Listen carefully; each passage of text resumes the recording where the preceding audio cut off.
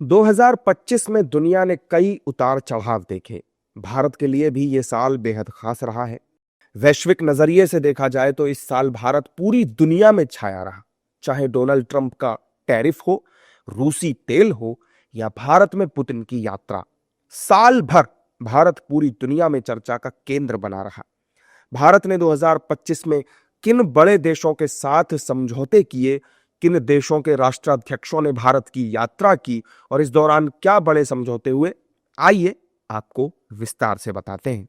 भारत में जिन विदेशी मेहमानों का 2025 में स्वागत हुआ, उनमें Singapore, Indonesia, Qatar, Chile, Angola, Paraguay और रूस के राष्ट्राध्यक्ष शामिल हैं। सबसे पहले बात सिंगापुर की करते हैं।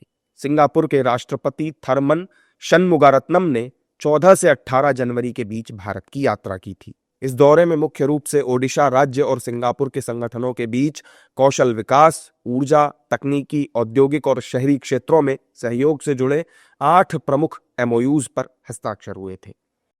अब बात करते हैं इंडोनेशिया के राष्ट्रपति प्रबोवो सुबियांतो की। उन्होंने 23 से 26 जनवरी के बीच भारत का दौरा किया था। साथ ही वो 26 जनवरी पर गणतंत्र दिवस की परेड में बने मुख्य अतिथि भी थे। इस दौरान दोनों देशों के बीच स्वास्थ्य, समुद्री सुरक्षा, पारंपरिक चिकित्सा, डिजिटल सहयोग और सांस्कृतिक आदान प्रदान जैसे क्षेत्रों में तमाम समझौते हुए। इसके अलावा कतर के अमीर तमीम बिन हमाद अल थानी ने भी 17 से 18 फरवरी के बीच भारत की यात्रा की थी। इस दौरान दोनों देशों के बीच रणनीतिक साझेदारी बढ़ाने और व्यापार, निवेश, ऊर्जा सहयोग पर समझौते हुए। चिली के राष्ट्रपति गैब्रियल बोरिक ने भी 1 से 5 अप्रैल के बीच भारत का दौरा किया। इस दौरे में भारत और चिली ने व्यापक आर्थिक साझेदारी वार्ता शुरू करने, अंटार्कटिका अनुसंधान सहयोग समेत कई समझौतों पर सहमति जताई। इसके अलावा अंगोला के राष्ट्रपति जुआओ मैनुएल गोंकाल्विस लोरेंको ने भी 1 से 4 मई के बीच भारत की यात्रा की। इस दौरान दोनों देशों के बीच आयुर्वेद और पारंपरिक चिकित्सा, कृषि, स्वास्थ्य, रक्षा, डिजिटल इंफ्रास्ट्रक्चर जैसे कई क्षेत्रों में समझौते हुए।